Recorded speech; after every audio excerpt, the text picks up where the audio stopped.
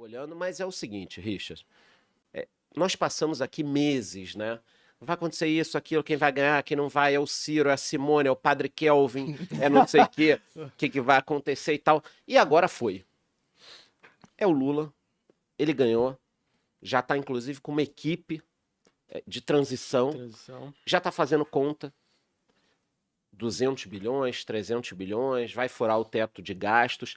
A turma tem muita dificuldade de entender o impacto disso real na economia, né? Quer dizer, se a gente ficar aqui fazendo um episódio só sobre teto de gasto, a pessoa em casa acha que, não, mas isso não tem a ver comigo, eu quero que você fale da inflação. O cara não consegue linkar, né? Então, nesse primeiro momento, dada a vitória do Lula e essa primeira semana que está acabando, você acha que, pelo menos na economia, esse primeiro movimento o mercado não deu nenhuma tiltada, nem nada disso? Você acha que foi bem recebido? O que você acha que foi esse primeiro impacto? Olha, essa é uma pergunta interessante e eu fiz um levantamento da última eleição que tinha sido tão apertada, né, quanto essa. Não teve, né? Até então, que foi em 2014, né, quando a Dilma venceu o Aécio, e agora essa foi a mais apertada da história. O Luciano Huck chegou até a comemorar que o Aécio teria ganho, lembra? E os primeiros 10 pregões, por exemplo, do que aconteceu com o dólar, né? Legal. E nos primeiros pregões de 2014, depois do segundo turno das eleições, o dólar caiu também. O dólar caiu. Então, assim, a gente tá num movimento que tem algumas similaridades e, assim, acho que o grande insight que dá para tirar é que no curtíssimo prazo não dá pra gente extrair, não, só porque o dólar caiu ou a bolsa subiu que vai ser uma tendência ou vai acontecer.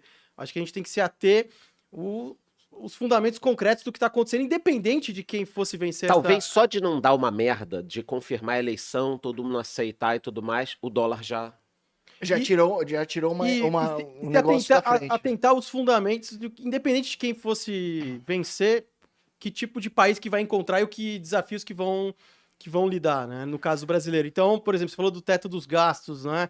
Qual que é o canal de transmissão? Ou seja, como é que aproxima do dia a dia da pessoa esse tipo de movimento? Quando a gente tem uma situação que o governo começa a gastar mais do que arrecada, ele precisa se endividar. E ao se endividar, isso tem consequências, né? Chega um ponto que fala, a dívida já está num patamar elevado. Será que esses caras vão conseguir pagar ou não? Ou será que eles vão imprimir dinheiro para pagar? Vai gerar inflação? Começa a gerar incerteza, as pessoas começam a postergar decisões de investimento, de consumo. Você cria uma instabilidade quando você tem uma situação das chamadas contas públicas fora do controle. Que você fala, será que não vai dar uma crise ali na frente? Não vai ter algum tipo de problema? E também para o investidor estrangeiro também. Ele fala, olha, se começar a sair do trilho, começa o endividamento, fala, será que a gente vai colocar grana nesse país ou não? E qual que é o problema dessa questão de furar o teto dos gastos, não é? É porque a gente está perdendo a chamada âncora fiscal. O que é a tal âncora fiscal? Explica aí que a galera não avanço sabe. institucional do tipo seguinte: não importa se tem alguém bem intencionado ou se tem o capeta lá, o cara não consegue causar um dano coletivo no sentido de quebrar o Brasil, no sentido de gastar muito, endividar muito. Você tem um freio ali. Para isso que é importante você ter uma âncora fiscal, que era o teto dos gastos, que infelizmente ele foi violado e foram criados vários puxadinhos, e a própria lei de responsabilidade fiscal, que é uma lei que fala, você quer gastar? Você tem que ter uma contrapartida de receitas. Aonde você vai tirar esse dinheiro? E aí isso vai se perdendo. A partir do momento que você não tem mais isso, você não tem mais um freio, você tem uma perda institucional nesse sentido, e aí você não tem mais aquela confiança. Será que vão segurar? Você vai ficar dependendo da boa vontade das pessoas. E aí isso é uma situação que pode eleva, né, a incerteza. Muita gente achou que Ibov subiu e dólar caiu porque o mercado, o investidor estrangeiro, que está tendo um fluxo positivo aqui na Bolsa de Valores, ama o Lula, mas você pega hoje, por exemplo, quanto que a Bolsa está subindo? Aí, Charlão, 1 e pouco. China voltando a reabrir a Disney, voltando as atividades normais, digamos assim. Mais 2%. 2% de alta e muita gente... Até o Bitcoin tá subindo por causa do Lula. Depois vamos falar de Bitcoin, hein, mano? Vamos falar. Não podemos esquecer, eu vou anotar aqui, Bitcoin. Isso é uma boa.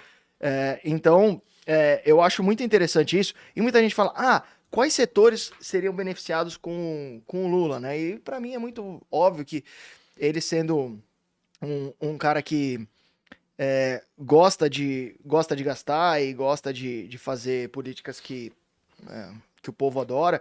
Eu acho que construtoras que vendem para a classe mais baixa seriam beneficiadas, algumas educacionais que surfaram aquela farra do FIES no passado também poderiam ser beneficiadas. O que você acha, Richard? Qual setor, assim, que você acha que, assim, se ele continuar com aquela postura de um cara gastão, digamos assim, de um Estado gastão, quais setores que você acha que poderiam se beneficiar? Acho que a primeira mensagem que a gente tem que passar é que, principalmente no mundo, né, a gente está vivendo num momento que você tem muitos desafios, mas assim, você está tendo oportunidades que acho que são oportunidades de uma vida, sabe? Coisas que não aconteciam há décadas, ativos que não caíam tanto quanto caíram, que têm bons fundamentos e abriram boas janelas de oportunidade. E no caso brasileiro, infelizmente, a gente ainda tem aquele movimento que é meio que de voo de galinha. Então, como é que a gente consegue enxergar isso de uma forma simples na Bolsa Brasileira? Abre o gráfico da Bolsa em dólares, por exemplo. Se a gente for ver, por exemplo, a Petrobras, mesmo com todo esse lucro, toda essa alta que teve recente, a gente está tipo uma queda de 80% ainda do topo de 2008. Quando a gente pega a Petrobras em dólares. Quando a gente pega o Ibovespa em dólares, ele está no mesmo patamar de 2006. Caramba. Com as empresas... tá tendo uma temporada de balanço, tá vindo uns balanços então, assim, muito foda. E aí você olha isso e você vê, pô, não andou, né? A Bolsa tá longe ainda de chegar num patamar. Mas o que aconteceu, né? Para chegar num ponto desse. Aí você olha, por exemplo, que eu tava conversando com o Charles antes, lá, que a gente tava tomando um café. Não foi convidado. A capacidade de produção do Brasil, né, o chamado PIB potencial, que é o nosso crescimento de longo prazo, quanto que a economia pode crescer sem gerar distorção, pressão inflacionária e etc, está estagnado nos últimos 10 anos. Caramba. Então não é coincidência, a Bolsa também está nessa situação, porque a gente está numa armadilha. A gente está numa armadilha de que qualquer crescimento e estímulo, por exemplo, o governo vai gastar, vai incentivar o consumo, o endividamento, a gente já bate num teto, já começa a gerar distorções, já começa a gerar pressões inflacionárias e a coisa não anda. É o tal do voo da galinha, sabe? Stop and go, vai e para.